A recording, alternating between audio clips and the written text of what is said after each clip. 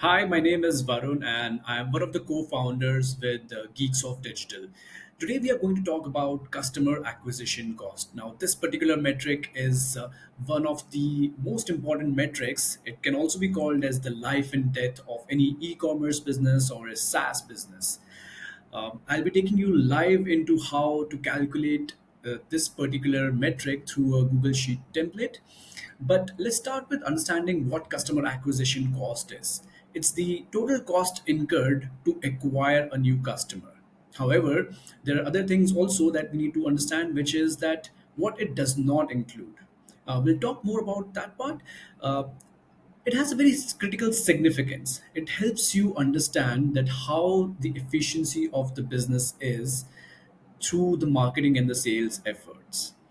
So customer acquisition cost typically involves the marketing expense like your advertising, your content creation, SEO, so on and so forth. What it does not include is the sales and the other costs involved like software subscription, promotional offers, so on and so forth. Now, the baseline formula for CAC is total marketing expense divided by number of new customers acquired. A lot of people believe that total marketing expense divided by number of orders is the customer acquisition cost formula, but that's not true. Plus, there are a lot of people who believe that CAC is also blended CAC, but there are different types of CAC. There's a blended CAC, there is a paid only CAC. We'll talk more about it as we deep dive into the Google Sheet template. I'll give you a basic practical example. If the marketing expense is $10,000 and the new customers acquired is 100, then our CAC is $100. It's a very simple formula. But there are different ways to interpret it. So there are low CAC, high CAC. A low CAC basically indicates that we are efficient with our customer acquisition strategies. A high CAC may suggest that we need to optimize it. And as we scale, as e commerce businesses scale, or as SaaS businesses scale, customer acquisition cost can go through the roof. So, controlling customer acquisition cost is the way businesses should look at this particular metric. Now, customer acquisition cost is how is related to customer lifetime value as well. A customer lifetime value indicates that the first order that was made through a CAC has have a good ratio over a period of time. Generally speaking, a 3:1 ratio is considered to be a good ratio, but that's again dependent upon which industry you are. Now let's take a dive into what the formula and how to calculate customer acquisition cost through a Google Sheet. Let's say a business has been running paid advertising on Facebook, Google, or television, but they also have other marketing going on. That's their PR agency, which is typically an agency that is hired to float around their editorials or the news. And then there is marketing payroll. The question is that do we include this in CAC? The answer is no, we shouldn't. And then look at the sales here, uh, where we have new customers through paid, then we have new customers through organic, and then we have returning customers. Now, do we include returning customers uh, in our calculation? The answer is again no.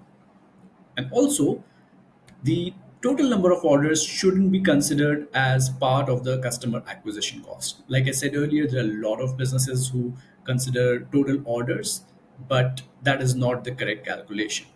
So, if you look at the overall scenario, we see that paid advertising is the one where a business wants to calculate their overall customer acquisition cost.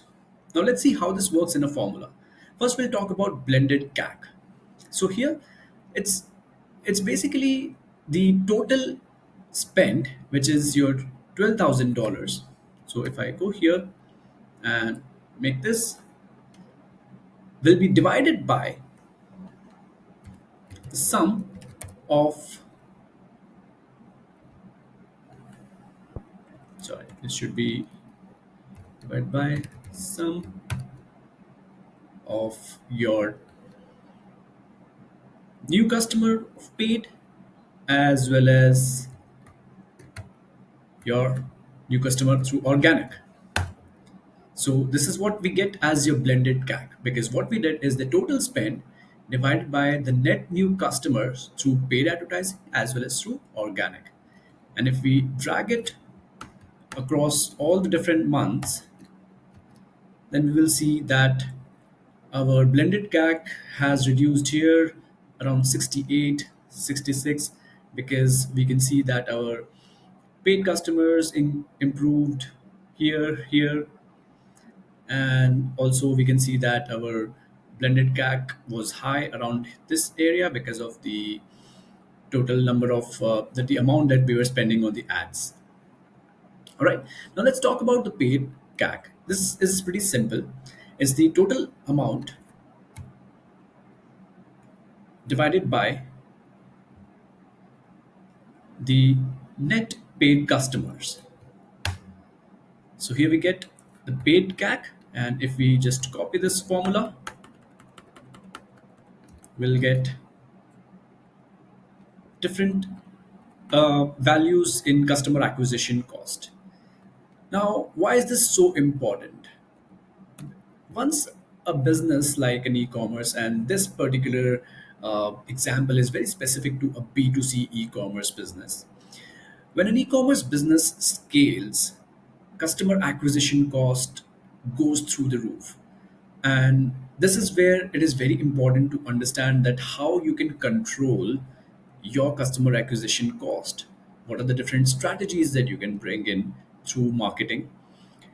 How can you improve that conversion rate in order to keep your customer acquisition cost low? A lot of venture capitalist firms, a lot of private equity firms, they look at businesses and they look at CAC as one of their most important metrics to see that if the revenue is growing, is CAC also going up? And if you have a controlled CAC, that's where we believe is the magic happens. So grab this template, try putting your own numbers and see how it works. In the next video, I'll be talking more around the different cohorts of a customer lifetime value and how you can compare it with your customer acquisition cost. Thank you so much.